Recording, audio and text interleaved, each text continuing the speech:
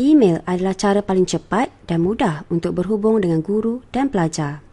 Dengan menggunakan email, anda tidak perlu membayar apa-apa dan anda tidak perlu menunggu lama untuk mendapatkan sebarang balasan maupun jawapan. Di dalam video ini, kami akan menunjukkan cara email diguna di dalam Frog VLE. Untuk menggunakan email, anda perlu klik pada ikon Quick Launch di Frog Bar. Sebaik sahaja Quick Launch dibuka, anda perlu klik pada ikon email.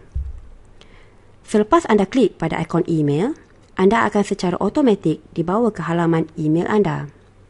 Kini, anda boleh menghantar dan menerima email anda. Untuk kembali semula ke halaman Frog VLE, anda hanya klik pada browser asal.